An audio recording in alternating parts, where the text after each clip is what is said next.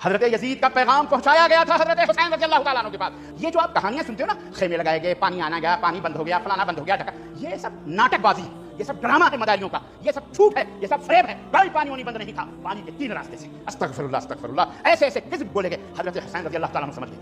انہوں نے کہا دیکھو فوج سامنے تھی، تقریر کی، اٹھاؤ کتاب ابن حجر اسقلانی رحمۃ اللہ علیہ کی الاصابہ فی تمییز الصحابہ. کہتے ہیں سنو مجھے مدینہ واپس جانے دو، مجھے لڑنے نہیں آیا ہوں میں، مجھے مدینہ واپس جانے دو، میں چلا جاتا ہوں، یا اسلامی سرحدوں پہ جانے دو، میں وہاں اپنی جان گنوا دوں گا، شہید ہو جاؤں، یا مجھے یزید کے پاس بتا دو راستہ، میں جا کے اس کے ہاتھ پہ بیعت کر لیتا ہوں. کیوں گمراہ کرتے ہو امت کو؟ حضرت حسین لڑنے نہیں گئے تھے، حضرت حسین یزید کے باغی نہیں تھے. اور جاؤ مجھے کوئی ایک روایت حضرت حسین کی بتا دو جس میں انہوں نے یہ کہا ہو کہ میں نے یزید کی ہاتھ پہ بیعت نہیں کرنی ہے. جاؤ ایک روایت بتا دو کہ اہل البیت نے کسی نے بھی یزید ابن معاویہ کے خلاف ایک زبان کلمے اہانت بھی کہیں ہو. جاؤ، یہ سب شیعی روایتیں جھوٹ مکر فریب. اہل حدیث مکتب فکر شرک و بدعت کے کام کو چھوڑ کر یزید کو بچانے میں لگ گیا، اس کے بارے میں آپ کا کیا موقف ہے؟ میں کیا موقف دوں گا، یہ تو آپ نے ان سے پوچھنا ہے کہ وہ کیوں لگ گئے ہیں. دیکھیں شیطان نے ڈرل کرتا ہے. شیطان کو یہ پتا تھا کہ اہل حدیث کے عقیدے سب سے بہتر ہیں امت میں. قرآن جن عقیدوں کی بات کرتا ہے وہ اگر آپ کو صحیح معنی میں کسی مکتب فکر میں نظر آتے ہیں نا، وہ صرف اہل حدیث ہے. دیوبند، بریلوی، شیعہ یہ کوسوں دور ہیں ان عقائد اور نظریات سے جو قرآن میں آئے ہیں، خصوصاً عقیدہ توحید کے حوالے سے. تو شیطان وہاں تو ان کو مات نہیں دے سکا. اب احادیث میں آئے، بخاری مسلم جس کو سب کلیم کرتے ہیں اہل سنت کی کتابیں ہیں، اپنے عقائد اور اعمال کے اعتبار سے اہل حدیث ہی ہیں جو بخاری اور مسلم میں جو کچھ آیا اس کے مطابق چل رہے ہوتے ہیں. باقی تو اپنے بزرگوں کی کتابیں لے کے چل رہے ہوتے ہیں. کہ ہم ان میں ڈرل کہاں سے کریں؟ تو ڈرل کرنے کے لیے اسے کوئی جگہ نہیں مل رہی تھی، تو اس نے پھر یہ سافٹ چیز ڈھونڈ لی کہ یزید کے مسئلے میں انہیں الجھا دیتے ہیں اور انہیں کہانی یہ کراتے ہیں کہ ہم یزید کا دفاع اس لیے کر رہے ہیں کہ اگر یزید کا دفاع کریں گے تو ان صحابہ کا دفاع ہوگا جنہوں نے یزید کی بیعت کی، اور حضرت معاویہ کا دفاع ہو جائے گا جنہوں نے یزید کو لگایا. لیکن یہ ان کی ایکویشن غلط نکلی، اس لیے کہ لوگ گھاس تو نہیں کھاتے، لوگوں کو نہیں پتا کیا ہوا ہے. اور پھر میرا معصومانہ سوال ہے، یزید صحابی ہے، صحابی کا بیٹا ہے نا، اور حضرت حسین صحابی، صرف صحابی نہیں، اہل بیت، صرف اہل بیت نہیں، جنتی نوجوانوں کے سردار جامعہ ترمذی میں. اب آپ کو یہ خیال نہیں آیا کہ ایک صحابی کی جو گستاخی کر رہا ہے، یا اس کے دور میں وہ صحابی شہید ہو رہا ہے اس کے گورنر عبید اللہ ابن زیاد کے ہاتھوں، اور وہ اس کو کچھ نہیں کہہ رہا، تو یہ تو اب مسئلہ ایک تابعی اور صحابی کے درمیان ہو گیا. اب تم صحابی حسین ابن علی کے ساتھ کیوں نہیں کھڑے ہوتے ہو؟ صرف اس لیے کہ شیعہ ان کو کوٹ کرتے. تو صحابی والا بھی ان کا ڈھکوسلا تھا. اگر یہ صحابہ کے ساتھ مخلص ہوتے نا تو حضرت حسین صحابی نہیں ہے. اور یہی بنیاد بنائی ہے عمر صدیق صاحب نے، جو اہل حدیث میں ایک مرد مجاہد پیدا ہوئے ہیں. انہوں نے اسی پوائنٹ کو اٹھایا کہ یار تم صحابہ کرتے ہو تو یزید کے مقابلے میں تو صحابی ہے نا. دبے الفاظ میں تم کبھی ان کو باغی کہہ دیتے ہو، کبھی خارجی کہہ دیتے ہو. باغی اس ٹرم میں اگر کوئی کہتا ہے پولیٹیکلی تو وہ اس کے لیے بہتر لفظ ہے ویسے قیام، لیکن وہ قیام کے معنوں میں باغی نہیں کہتے. ان معنوں میں کہ تو ہم ان کے ساتھ ہوں، کہ ظاہر ہے کہ اس کی تو حکومت اسٹیبلش ہی نہیں ہوئی تھی یزید ابن معاویہ کی. پھر وہ سینکڑوں ہزاروں صحابہ جو حضرت معاویہ کے مخالفین تھے یزید کو حکمران بنانے کے اعتبار سے،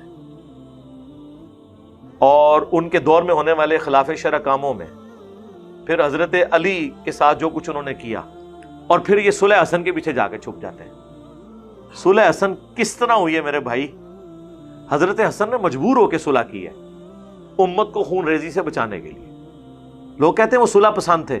اچھا وہ صلح پسند تھے تو جنگ جمل، صفین، نہروان تو وہ لڑتے رہے حضرت علی کے ساتھ.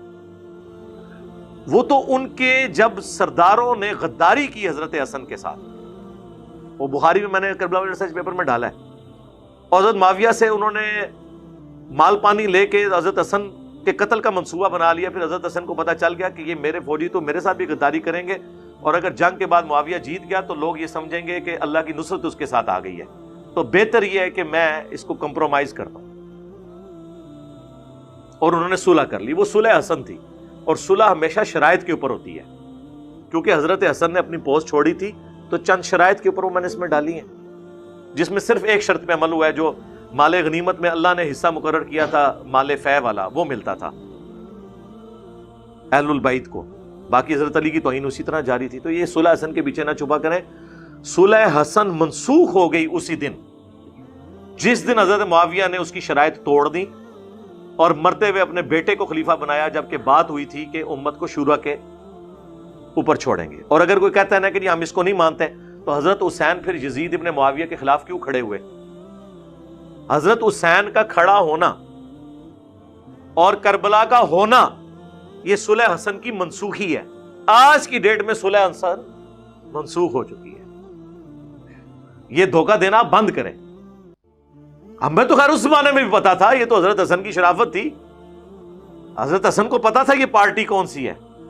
حضرت حسن کو نہیں پتا تھا کہ عمار کو باغی جماعت قتل کرے گی، عمار انہیں اللہ اور جنت کی طرف بلائے گا، یہ جماعت دوزخ کی طرف بلائے گی، پتا تھا۔ امت کے مفاد کے اندر انہوں نے ایک کمپرومائز کیا، اس کمپرومائز کے پیچھے آپ سارے معاملات، اور یہ کہتے ہیں جی صلح حسن کے بعد کوئی ایسا کام نہیں ہوا۔ تو میں نے تو مسلم شریف سے 6229 نمبر جو حدیث بیان کی ہے، لعن اللہ ابو تراب، ابو تراب پر اللہ کی لعنت، نعوذ باللہ، یہ تو حضرت معاویہ اور ان کے بعد میں آنے والے ادوار کے اندر یہ سارے کام ہو رہے ہیں۔ تو آپ کس طرح کہتے ہیں صلح حسن کے بعد وہ سارے کام ختم ہو گئے تھے؟ اور میں خصوصاً دیوبند، بریلوی اور اہل الحدیث ان سے یہ ریکویسٹ کروں گا کہ آپ لوگ تو بڑے شد و مد کے ساتھ حق چار یار کا نعرہ لگاتے ہیں، تو اس نعرے کے اندر ہی قیامت مضمر ہے۔ اس کے بعد سیاست معاویہ زندہ باد نہ لگایا کریں، خلافت راشدہ حق چار یار یا خلافت راشدہ زندہ باد یہ نعرے لگایا کریں، تو ہم بھی آپ کے ساتھ کھڑے ہوں گے۔ آپ کو بھی یہ بات پتہ ہے کہ یہ نعرہ کیوں آپ نے ڈیوائز کیا تھا۔ اب آپ ان لوگوں کی وکالت نہ کریں کہ جن کی وکالت کرنے سے، یعنی بنو امیہ کی وکالت کرنے سے، اور بنو امیہ سے مراد میری حضرت عثمان غنی رضی اللہ تعالیٰ عنہ یا عمر بن عبدالعزیز رحمہ اللہ تعالیٰ نہیں ہے، ان کے پیچھے بنو امیہ کو نہ چھپایا جائے، ادر دین ان کے ہیں۔ تو ان کی وکالت کر کے آپ شیخین کی، خلفائے ثلاثہ کی توہین تو نہ کروائیں۔ جو مقدمہ جس طریقے سے ہے اس کو ایکسیپٹ کریں، ادروائز اگر آپ اس طرح کے معاملات کو لے کے چلیں گے تو پھر ظاہر ہے کہ امت کے دل دکھے ہوئے ہیں۔ بعض لوگوں کو اس وقت بات سمجھ آ گئی، بعض لوگوں کو بعد میں بات سمجھ آئی، بعض لوگوں کو آج بھی سمجھ نہیں آ رہی، حالانکہ ہم احادیث دکھا رہے ہیں، اپنا ذاتی فتویٰ تو نہیں پیش کر رہے۔ یہ چھپتے تھے حضرت عبداللہ ابن عمر کے پیچھے کہ جی وہ تو یزید کی بھی بیعت انہوں نے کر لی۔ بخاری مسلم میں آتا ہے کہ جب واقعہ ہرہ کے بعد یزید کی فوجوں نے جو مدینے پر چڑھائی کی، شہادت حسین کے بعد علیہ السلام، اہل مدینہ نے بیعت توڑ دی یزید کی، تو عبداللہ ابن عمر لوگوں کو منع کرتے تھے بیعت توڑنے سے۔ میرے بھائی وہ جن کو منع کر رہے تھے وہ کوئی انجینئر صاحب کے سٹوڈنٹس تھے؟ ایٹ لیسٹ تابعین تو وہ ہوں گے نا، بلکہ صحابی بھی تھے، عبداللہ ابن متی، ان کے پاس گئے، وہ بیعت توڑ رہے تھے کہ بھئی حضرت حسین کو انہوں نے قتل کر دیا، اس کے بعد کون سی گنجائش رہ گئی۔ اور یہی عبداللہ ابن عمر ہے جن کے بارے میں مجمع الزوائد کے اندر المستدرک للحاکم میں آتا ہے کہ اپنی موت کے وقت وہ کہتے تھے مجھے کسی بات کا کوئی غم نہیں ہے، میں نے پوری زندگی پیشن کے ساتھ اللہ کی اطاعت میں گزاری ہے، سوائے اس بات کے کہ میں نے باغی گروہ کے خلاف حضرت علی کے ساتھ مل کر قتال کیوں نہیں کیا۔ جو بات عبداللہ ابن عمر کو اپنی موت کے وقت سمجھ آئی، حضرت علی کے ساتھیوں کو ان کی زندگی میں سمجھ آ گئی تھی۔ کوئی چھوٹی بات ہے؟ لہٰذا عبداللہ ابن عمر کو کوئی کوٹ نہ کیا کرے۔ اور یہ عبداللہ ابن متی جن کا نام بخاری مسلم میں آیا نا، انہی کے بارے میں وہ جو آدھی روایت تاریخ ابن کثیر البدایہ والنہایہ سے کوٹ کرتے ہیں نا کہ جی وہ محمد ابن حنفیہ جو حضرت علی کے بیٹے تھے، حنفیہ نامی عورت سے، وہ کہتے ہیں میں تو یزید کو ملنے گیا، میں نے تو اسے قرآن و سنت پہ بڑا عامل پایا۔ جن کے باوجداد نے قرآن و سنت کو مہجور کیا ہے، ان کے بارے میں وہ یہ کمنٹس کر رہے ہیں۔ تو وہ کہتے ہیں دیکھیں توثیق کر دی، اس کے آگے بھی لکھا ہے کہ یہ بات کس سے کر رہے تھے؟ عبداللہ ابن متی سے۔ عبداللہ ابن متی صحابی ہیں، اور وہ صحابی ہیں جن کو گٹھی نبی علیہ السلام نے خود دی ہوئی ہے۔ جب یہ پیدا ہوئے تھے انہوں نے 6-7 سال کی عمر میں حضور کو دیکھا ہوا، اتنے لاڈلے صحابی ہیں۔ تو وہ کہتے ہیں کہ یزید کے کرتوت ایسے ہیں کہ قریب آسمان سے پتھر برس پڑے۔ تو عبداللہ ابن مطیع صحابی ہیں اور محمد بن حنفیہ صحابی نہیں تابعی ہے. جب صحابی اور تابعی کا قول ٹکرائے گا تو ہم صحابی کی بات کو مانیں گے. ویسے تو یہ صحابہ کی رٹ لگاتے ہیں, وہ یہ اسی طریقے سے ہے, وہ جیسے لوگ عشق رسول کی رٹ لگاتے ہیں, لیکن جب رسول اللہ کی کوئی بات پیش کی جائے تو ماننے کے لیے تیار ہی نہیں ہوتے. اللہ کے فضل سے ہی معاملات بالکل کلیئر ہیں. اب کسی نے نہیں سمجھنے تو وہ نہ سمجھے.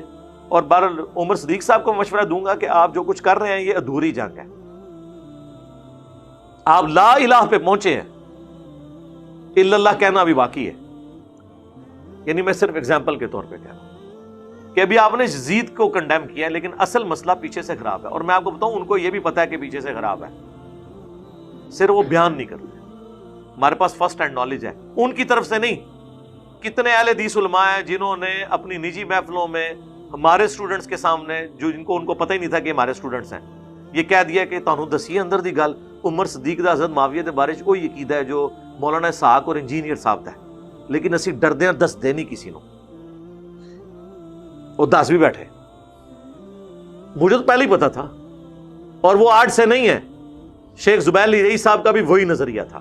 ان کے تو میں نے پرسنل کئی باتیں مجھے پتا ہے, میں نے اب وہ میں ان کی آڈیو ریکارڈنگز تو آپ کو پیش نہیں کر سکتا, لیکن مجھے تو پتا ہے نا, میرے سامنے تو ہوئی ہے نا. ان کو پتا تھی ساری چیزیں, لیکن وہ ظاہر پبلک ڈائنامکس ہوتی ہے. بعض اوقات آپ نے ایک خاص لیمٹ کو کراس نہیں کرنا ہوتا. شاہ ولی اللہ دہلوی کو دیکھیں, اس زمانے میں جب رفع الیدین کرنے والوں کو مساجد سے نکال کے مسجد دھوئی جاتی تھی, اس زمانے میں لوگ کہتے ہیں شاہ ولی اللہ کو جب سمجھ آئی تھی تو ان کو لکھنا چاہیے تھا. انہوں نے لکھا ہے میرے نزدیک رفع الیدین کرنے والے نہ کرنے والے سے بہتر ہے. اس زمانے میں اتنا جملہ بولنا بھی بڑی بات تھی. ایک سٹیپ تو انہوں نے طے کروا دیا نا. مولانا مودودی کے بارے میں لوگ کہتے ہیں اتنا انٹلیکچوئل آدمی ہے, مرتے دم تک حنفی کیوں رہا؟ اس لیے حکمت کی وجہ سے. ڈاکٹر اسرار صاحب کو تو میں خود گواہوں, انہوں نے خود میرے سامنے کہا کہ جو فقہ حنفی یہ تو ہے ہی اجمی ہے, قرآن و حدیث کے خلاف ہے. میں نے کہا ڈاکٹر صاحب آپ پھر رفع الیدین کہتے ہیں, میں کبھی کرتا ہوں کبھی ان کی وجہ سے چھوڑ دیتا ہوں کہ چلو ان کو میں اپنے قریب کروں. باقی مجھے بھی پتا ہے کہ نماز رفع الیدین سے ہے. اور سب سے بڑا ثبوت یہ ہے کہ ڈاکٹر اسرار صاحب کی ایک ویڈیو نماز والی ریکارڈ ہے. فانظرنا على القوم الكافرين الله أكبر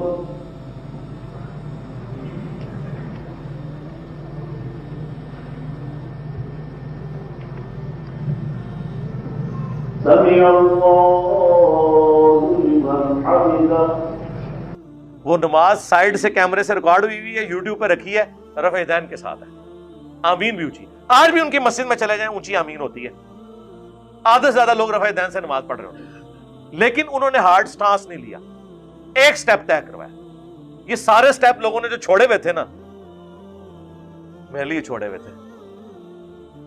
ہاں جی, میں نے آ کے یار کہا کہ ٹھیک ہے یار نکلو بس ٹھیک ہے. دیکھیں ہر ٹائم کا ایک, ہر ایکٹیویٹی کا, ہر کام کا ایک وقت ہوتا ہے. جب وہ وقت آتا ہے نا, اس وقت ہی اس کام کا ذرا یعنی فائدہ اسی وقت ہوتا ہے. حالات و واقعات جب اس کی اجازت دے, اس زمانے میں یہ چیزیں اجازت نہیں دیتی تھی, اس لیے میں ان کے بارے میں نیگیٹو انٹینشن نہیں رکھتا. یزید کے بارے میں آپ کی کیا رائے ہے؟ میری اس کے بارے میں بڑا کلیئر کٹ موقف ہے, وہ بڑا عام فہم ہے اور بڑا جائز. ابھی آپ کو سناؤں گا, کہتا ہوں اس کے اوپر اللہ کی, رسول کی, فرشتوں کی لعنت ہو جس نے سیدنا حسین کو قتل. میرا علم یہ نہیں کہتا کہ اس نے کیا. میں نے جس کا سوال نہیں کیا, میں نے یزید کا پوچھا. اس کا سوال کا جواب یہ ہے کہ میں مطابق وہ ملوث نہیں ہے. اگر وہ ملوث ہے اس کے اوپر اللہ کی لعنت ہو. اچھا, ایک اس کا بیٹا تھا, اس کے فوراً بعد اقتدار پہ بیٹھ گیا تھا, شاید یزید ثانی کہتے ہیں اس کو. 40 دن میرا خیال ہے وہ شاید اقتدار پہ رہا تھا, کتابوں میں یہی لکھا ہوا ہے. اس نے کہا کہ میرے اوپر اتنا بڑا بوجھ ہے جو میرا باپ میرے اوپر ڈال گیا ہے, اور میں اس مسند پہ نہیں بیٹھ سکتا جو اہل بیت کے خون سے تر ہے. اور وہ پھر غائب ہو گیا, اس کو کہیں یا تو کہیں غائب ہو گیا یا غائب ہو گیا. یہ بڑی مختلف کتابوں میں لکھا ہوا ہے. نہیں یہ روایت ضعیف ہے. دوسری بات یہ, میں اس کو ڈیفینڈ نہیں کر رہا, میں نے تو اتنی بڑی بات کی ہے کہ سیدنا حسین کے قاتل کے اوپر اللہ, رسول اور فرشتوں کی لعنت ہو, ہم اس کو ڈیفینڈ نہیں کرتے. لیکن یہ کہنا اس نے کیا ہے, تو یہ بات وہی ہے کہ اس بات کا مقدمہ کس کو درج کرانا تھا؟ اہل بیت کو. اہل بیت میں سے آپ ثابت کریں کسی نے کہا اس نے کیا, بات تو یہ ہے. یہ بڑی عام بات تو بیچارے اس کے بعد جس حالت میں تھے, اور بعد میں بنو عباس کے دور میں جس حالت میں رہے. راؤ صاحب یہی باتیں جو ہے نا, یہ پروپیگنڈا وغیرہ, میں اس کا ڈیفینڈ نہیں کر رہا, لیکن کوئی ایک مستند روایت کے محمد بن حنفیہ. اچھا چلیں, واقعہ کربلا کے جو سب سے بڑے گواہ ہیں وہ کون ہیں؟ امام زین العابدین ہے نا, ایک ہی امام ہے نا, ان کی کوئی الفاظ دکھا دیں. یہ نہیں ہے بات. اس کے بعد کتنے عرصے وہ کہاں رہے تھے سب کو پتا ہے. نہیں یہی نہیں, سب کو یہ ساری باتیں من گڑت ہیں. ایک بات بھی اگر درست ثابت ہو, ہم تو سند کے اوپر چلنے والے لوگ ہیں, ایک روایت صحیح سند سے ثابت ہو ہمیں اس کے ماننے کے اوپر. آپ میرے سامنے دیکھیں, میں پبلکلی کہہ رہا ہوں, آپ میرے سامنے ایک روایت پیش کریں اس کے قتل کے اندر ملوث ہے, میں اس کا نام لے کے لعنت کروں. یعنی آپ یزید کو ملعون نہیں رحمۃ اللہ علیہ سمجھتے ہیں؟ نہیں, میں اس کے بارے میں خاموش ہوں. ہمارا اہل حدیث اسکول آف تھاٹ, سنیں اہل حدیث اسکول آف تھاٹ ہے نا, اسکول آف تھاٹ ہے یہ پورا, کہ اس سے نہ ہم محبت کرتے ہیں نہ اس کو ہم گالی دیتے ہیں. کیوں؟ اس کی ایک وجہ یہ ہے, مجھے بتائیں کہ ہر برے بندے کو گالی نکالنا کیا فرق ہے؟ میں کہتا ہوں ایسے آدمی کو تو عین ایمان ہے. عین ایمان ہے. جس نے سیدنا حسین کو قتل کیا وہ ملعون ہے. نمبر 6 وہ کہتے ہیں جی حضرت حسین کو تو کوفیوں نے مار دیا تھا, خود ہی شیعہ علی نے مار دیا تھا, ایم یزید کے متھے مار دیا. واہ واہ, بالکل کوفیوں نے مارا تھا, لیکن وہ کوفی کون تھے؟ جو اہل شام کے انڈر تھے. یہاں پہ بھی جو کچھ ہوتا ہے نا, جب گورنمنٹ ایک ہو تو بات آتی ہے پنجاب پولیس نے یہ کیا. بھائی پنجاب پولیس وفاقی حکومت کے انڈر آتی ہے, اگر اچھا کام کرے گی تو وفاقی حکومت کے کھاتے میں ڈلے گا, برا کرے گی تو وفاقی حکومت کے کھاتے میں. وہاں پہ بھی کوفہ ایک صوبہ تھا شام کی حکومت کا. کوفی وہ تھے جو 22,000 کا لشکر لے کے آئے تھے کربلا میں, وہ کوفی تھے لیکن اس گورنمنٹ کے انڈر تھے. یہ وہ کوفی نہیں تھے جنہوں نے خطوط لکھے تھے, وہ تو صحابہ اور تابعین تھے. سلمان ابن سرد جن کی حدیث ہے بخاری اور مسلم میں, نبی علیہ السلام نے 2 بندوں کو لڑتے ہوئے دیکھا اور کہا میں ایک کلمہ ایسا جانتا ہوں, یہ پڑھ لیں تو شیطان ان سے دور ہو جائے گا, ان کا غصہ ٹھنڈا ہو جائے گا. اعوذ باللہ من الشیطان الرجیم. یہ جو بخاری مسلم کی حدیث ہے اس کے راوی ہیں سلمان ابن سرد. یہ مین بندہ تھا جنہوں نے حضرت حسین کو کہا کہ وہ بڑا مر گیا اور اپنے بعد ایک چھوٹا چھوڑ گیا. اور جو لفظ انہوں نے استعمال کیا نا, وہ استعمال کیا جو موسیٰ کے مخالف کے لیے ہم استعمال کرتے ہیں, کہ ایک بڑے والا مر گیا اور اپنے بعد ایک چھوٹا چھوڑ گیا اپنی جگہ. اتنے سخت الفاظ. اس وقت عبید اللہ ابن زیاد کے روب کی وجہ سے وہ لوگ نکل نہیں سکے. مسلم بن عقیل کو قتل کر دیا گیا, اس سے پہلے نعمان بن بشیر کو گورنری سے ہٹایا گیا, لیکن بعد میں توابون کی تحریک انہوں نے چلائی اور وہ شہید ہوئے سارے. اور پھر مختار سقفی آیا, اس نے پھر عبید اللہ ابن زیاد کو بھی قتل کیا. بخاری اٹھا کے دیکھیں, ترمذی اٹھا کے دیکھیں, حضرت حسین ابن علی کا سر کاٹ کے عبید اللہ ابن زیاد گورنر کوفہ جو یزید کا تھا اس کے سامنے تشت میں پیش کیا گیا. اللہ کی لعنت, اللہ کے فرشتوں کی لعنت, تمام لعنت کرنے والوں کی لعنت جنہوں نے اہل البیت کو یوں ظلمن شہید کیا. آمین. تو وہ چھڑی سے ان کے چہرے مبارک کو چھیڑنے لگا اور ان کے حسن میں کوئی کلام کرنے لگا. تو انس ابن مالک پاس کھڑے تھے, وہ اتنا ہی کر سکتے تھے, بوڑھے ہو چکے تھے, 90+ تھے. انہوں نے کہا کہ رسول اللہ کے سب سے زیادہ ہم شکل حسین ابن علی تھے. یہ بخاری کے الفاظ ہیں.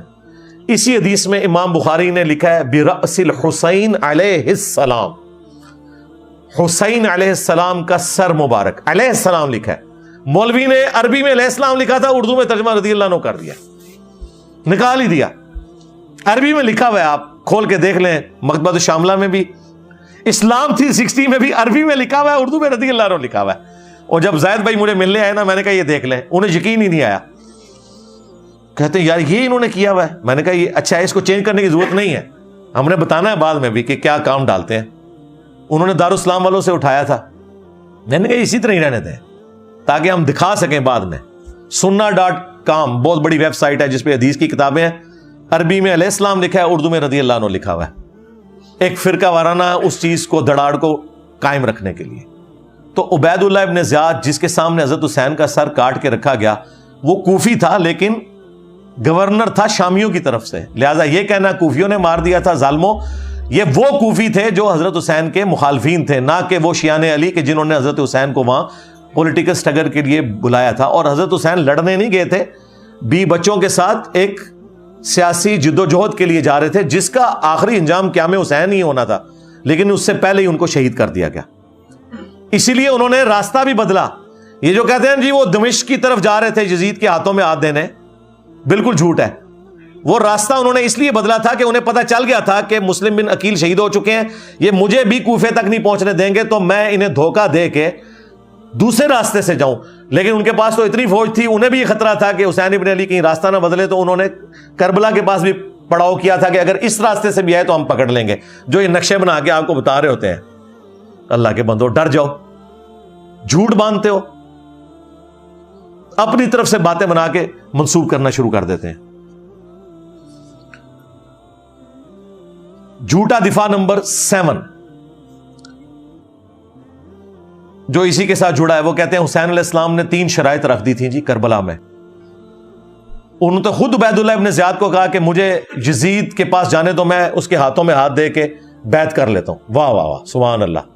अगर ये हो जाता तो उबैदुल्लाह इब्न ज़ियाद ने लुड़ियां डालनी थी और कहना था, यजीद साहब आपके अब्बा जी जो काम 4 साल तलवार के जोर पे नहीं करवा सके, देखें मैंने करवा लिया है। और यजीद उसे कितना इनाम देता कि मेरे अब्बा जी जो काम नहीं करवा सके, कि हुसैन की बैत नहीं ले सके, तुमने ली है। ज़ाहिर है इसके बाद तो फिर बनु उमैया की हुकूमत लेजिटिमाइज हो जानी थी ना, जब बनु हाशिम ने बैत कर ली नबी इस्लाम के घर वालों ने। आप देखें मसला यही था कि जब तक हजरत हुसैन बैत नहीं ना करते, वो हुकूमत जो है लेजिटिमाइज नहीं होगी, वो तलवार के जोर के ऊपर है। तो ये अकल मानती है कि उबैदुल्लाह इब्न ज़ियाद ये मौका जाने देता। कहते हैं दूसरी शर्त रखी कि मुझे मुसलमानों के किसी बॉर्डर वाले एरिया में भेज दे, मैं काफिरों के खिलाफ जिहाद करूं। उस जमाने में तो काफिरों के खिलाफ कोई जिहाद नहीं हो रहा था, आपस की खाना जंगी थी, ये भी बिल्कुल फ्रॉड है। तीसरा जी मुझे मदीना शरीफ वापस जाने दो। उन्होंने मदीना शरीफ को जाना था, उन्हें तो रास्ते में पता था कि मुस्लिम बिन अकील शहीद हो चुके हैं और मेरे साथ क्या होगा। उनको तो हदीसें पता थी कि मेरे बारे में मौजूद है। ये जिस किताब से इन्होंने पेश किया, अंसाबुल अशराफ, इमाम बलाजरी की किताब, और कहते हैं ये 3 शराइत मौजूद हैं। और वो आए दिन आपको वो जो एक ममाती देवबंदियों का मौलवी है ना, वो भी ये बयान करता फिरता है, पक्का यजीदी है वो। इवन आप तो वहाबी उसको अपने प्लेटफॉर्म के ऊपर लेके आते हैं, बंदियालवी को। उसकी मैंने तबीयत साफ की थी। कुल्लन और याद आया जे मैं उन्होंने दसा सी तेन कुरान भी नहीं आता जालिम, कित्थू चीज़ां चुक के कित्थे फिट पै करना। कुल्लन वअदल्लाहुल हुस्ना, उसकी मैंने तफसीर फिर बयान की थी, कुरान से, बुखारी से, मुस्लिम से।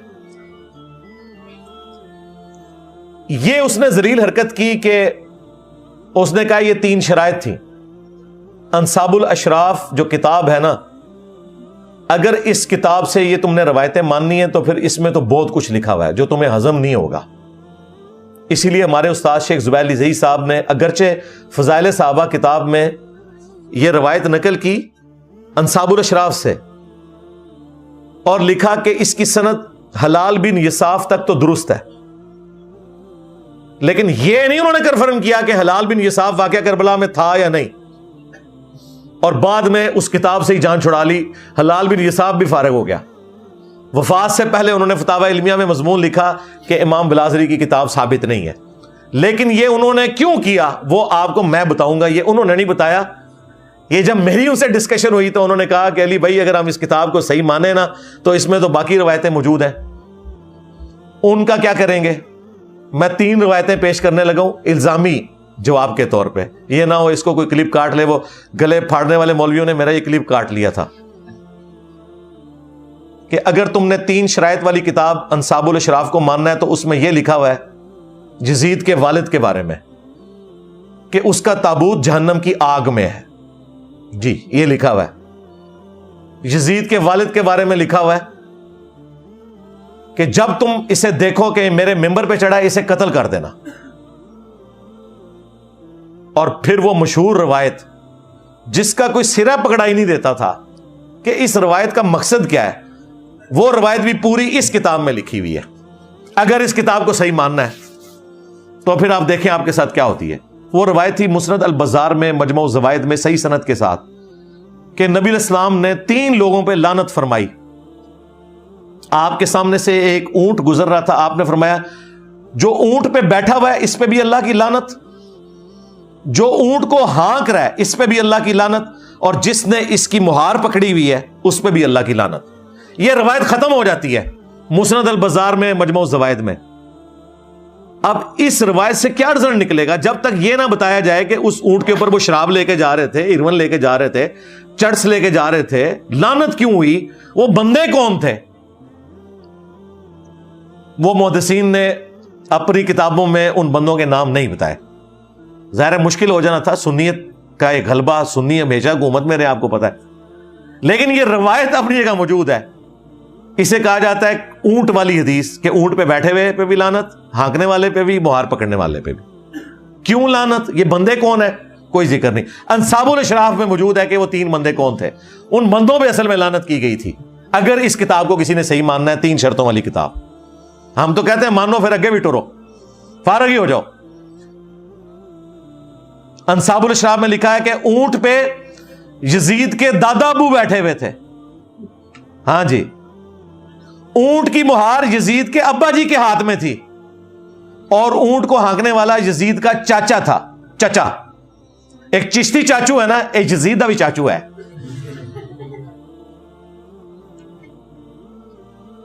تو اب یہ 3 نام میں نے اس لیے نہیں بتایا کہ وہ پھر کلپ کو کاٹیں گے. میں نے آپ کو اشارتاً بتا دیا کہ اونٹ پہ یزید کا دادا بیٹھا ہوا تھا, مہار اس کے ابے کے ہاتھ میں تھی, اور ہانکنے والا چاچا تھا. نام آپ سب کو پتا ہے, ورنہ ہمارے اسٹوڈنٹس کمنٹس میں خود لکھ دیں گے 3 بندوں کے نام. اس روایت کو پھر صحیح مانو گے؟ اسی لیے شیخ زبیر صاحب نے کہا یہ کتاب امام بلازری سے ثابت ہی نہیں, جان ہی چھڑا لی. بالکل ٹھیک کیا.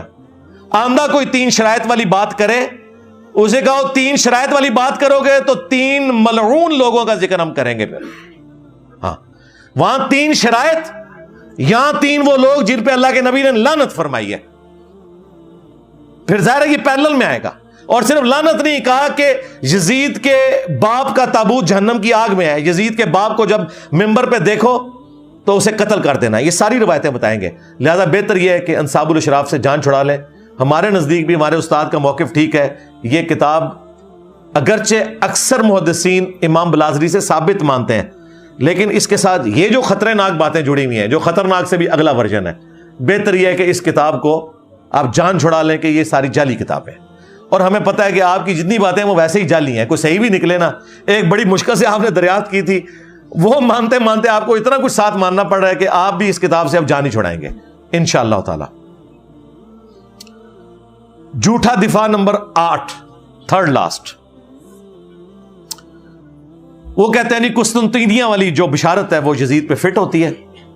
بخاری میں حدیث ہے, میری امت کا پہلا گروہ جو کیسر روم کے شہر پہ حملہ کرے گا وہ بخشے ہوئے ہیں. اچھا, قسطنطینیہ کا ذکر نہیں ہے, کیسر روم کا شہر یہ ذکر ہے. اور کیسر روم کا شہر نبی الاسلام کے زمانے میں حمص تھا. وہ تو بعد میں وہ بھاگ کے قسطنطنیہ چلا گیا جان بچانے کے لیے, جب اسے نظر آیا کہ مسلمانوں کی فوجیں وہاں تک پہنچ جائیں گی. تو اگر اس کو مانا جائے تو یہ بشارت ابو عبیدہ ابن جرح رضی اللہ تعالیٰ عنہ پہ فٹ ہوتی ہے. اور اگر قسطنطینیہ کو آپ نے ماننا ہے تب بھی ذکر ہے پہلا لشکر. پہلا لشکر, کوئی بھی لشکر نہیں. قسطنطینیہ پہ تو درجنوں حملے ہوئے ہیں. پہلا لشکر کون سا تھا؟ وہ کہتے ہیں بخاری میں لکھا ہے کہ ابو ایوب انصاری رضی اللہ تعالیٰ عنہ اس لشکر میں شریک تھے, وہ فوت ہوئے اور یزید نے ان کا جنازہ پڑھایا. تو ثابت ہو گیا یزید جنتی ہے.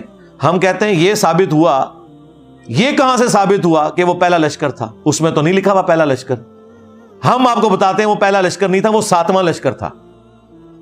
اگر 2 لشکر بھی گئے ہونا تب بھی وہ پہلا نہیں ہے, وہ بعد والا ہے. پہلا لشکر وہ ہے جو سنن ابی داؤد میں موجود ہے. ایک صحابی کہتے ہیں ہم قسطنطینیہ پہ حملے کے لیے جب گئے, ہمارے لشکر کے امیر عبد الرحمن بن خالد بن ولید تھے, حضرت خالد بن ولید کے بیٹے, یزید نہیں تھا. اور ابو ایوب انصاری بھی ہمارے ساتھ تھے. انہوں نے ہمیں ایک آیت کی تفسیر سمجھائی, اور پھر ابو ایوب انصاری قسطنطنیہ کے تمام حملوں میں شریک ہوتے رہے, حتیٰ کہ ایک حملے کے دوران وہ فوت ہوئے اور وہیں پہ دفن ہوئے. آج بھی ان کا مزار موجود ہے ترکیے میں. اب وہ مسلمانوں کے پاس ہے نا, استنبول. تو ابو داؤد میں یہ حدیث موجود ہے کہ اس وقت جو لشکر گیا تھا اس کے امیر کون تھے؟ خالد ابن ولید کا بیٹا. اور اس کے بعد مسلسل وہ شریک ہوتے رہے, حتیٰ کہ ایک حملے میں وہ فوت ہوئے. تو جس میں فوت ہوئے وہ تو بعد میں ہوگا نا, جس میں زندہ تھے وہ پہلے. تو اگر 2 بھی ہوتے تو پھر بھی وہ دوسرا ہے. ویسے یہ 7واں ہے. اور یہ جو میں بتا رہا ہوں یہ بھی پہلا نہیں ہے, اس سے بھی پہلے منذر بن زبیر لے کے گئے. وہ شیخ زبیر صاحب کے شاگرد ہیں, عبداللہ جابر دامانوی صاحب. انہوں نے پوری کتاب لکھی ہے, ہماری ویب سائٹ پہ رکھی ہوئی ہے کہ قسطنطنیہ پہ پہلا حملہ کس نے کیا تھا. بہرحال یہ تو نہیں بنتا, یہ انہوں نے پکڑا ہوا تھا. اور جگہ جگہ یہی وہ چیز ہے جو ابن تیمیہ نے سب سے پہلے چوہا چھوڑا. اسی کو لے کے پھر بعد کے لوگ چلے، حتیٰ کہ ڈاکٹر ذاکر نائک نے بھی جو یزید کو رضی اللہ عنہ کہا اور جنت لشکر والی بشارت اس کے اوپر فٹ کر کے تو خاری کمائی. میں نے اسی وقت ان کے خلاف ویڈیو ریکارڈ کروائی تھی اور ان کی علمی اصلاح کی کوشش کی تھی. باقی جو ان کی علمی خدمات ہیں وہ اپنی جگہ، لیکن یہ ان سے بہت بڑا بلنڈر ہوا ہے اور دعوت حق کو نقصان ہوا ہے ان کے اس ایٹیچیوڈ کی وجہ سے. تو میں نے ان کو کہا تھا یار ابن تیمیہ کی تقلید چھوڑو، میں نے بخاری اور ابو داؤد سے ثابت کیا ہے کہ وہ پہلا لشکر نہیں تھا، اور یہ ہمارے استاد شیخ زبیر صاحب نے پہلی دفعہ جرأت کی الحدیث رسالے میں یہ پورا تحقیقی مضمون لکھا. پھر ہمارے جو دوسرے استاد تھے مولانا اسحاق صاحب، انہوں نے باقاعدہ اپنے جمعے کے خطبے میں شیخ زبیر صاحب کی تعریف کی اور انہوں نے کہا اس وقت ان سے بڑا کوئی محدث نہیں ہے. اب تو اہل حدیثوں کو اپنے گھر کی خبر پتہ چل گئی ہے کہ ان کے اپنے بڑے محدث نے بھی بتا دیا کہ یہ ابن تیمیہ نے غلط بشارت فٹ کی تھی، ڈاکٹر ذاکر نائک نے غلط فٹ کی تھی. احادیث کی روشنی میں قسطنطینیہ کا وہ والا لشکر جو پہلا لشکر تھا جس کے لیے بشارت تھی، اس میں یہ شامل ہی نہیں تھا. اور جس زمانے میں گیا اس وقت تو یزید دودھ پیتا بچہ تھا، 6 سال سے کم ہی عمر تھی اس کی، بہت زیادہ بھی لگا لیں. فتح تو خیر یہ صحابہ سے بھی نہیں ہوا، قسطنطینیہ تابعین سے بھی نہیں ہوا، تبع تابعین سے بھی نہیں ہوا. یہ 9ویں صدی ہجری میں نبی علیہ السلام کی وفات کے آلموسٹ 900 سال کے بعد، 850 تقریباً سال کے بعد یہ فتح ہوا. 19 مئی 1453 سلطان محمد فاتح، اس کے اوپر انہوں نے ایک فلم بھی بنائی ہے ترکی والوں نے. آج چل رہا ہے 7 محرم 1446 ہجری بمطابق 14 جولائی 2024. یہ فتح ہوا 19 مئی 1453، یعنی آلموسٹ 8 سے سمجھ لیں 600 سال پہلے.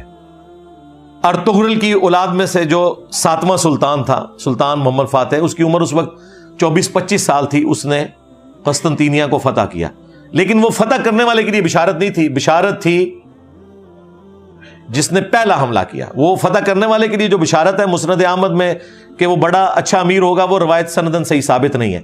لیکن جو جنت کی بشارت تھی وہ پہلے لشکر کے لیے تھی. یہ جناب ٹوٹل ان کی گیم تھی جس سے انہوں نے جنتی اسے ڈکلیئر کیا ہوا تھا.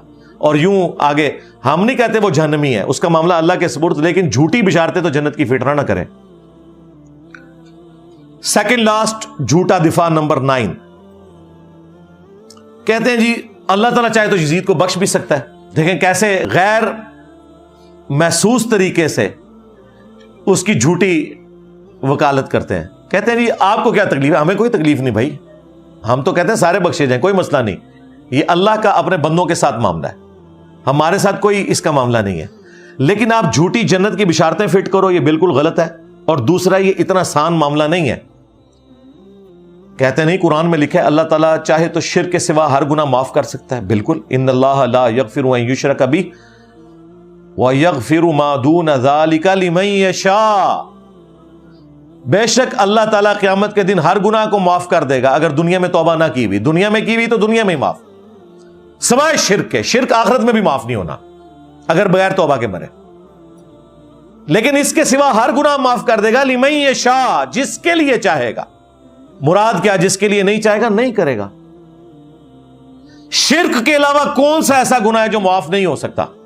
وہ قرآن میں لکھا ہوا ہے سورۃ النساء میں، جس نے ایک مؤمن کو ناحق قتل کیا اس کی سزا ہمیشہ کی جہنم ہے.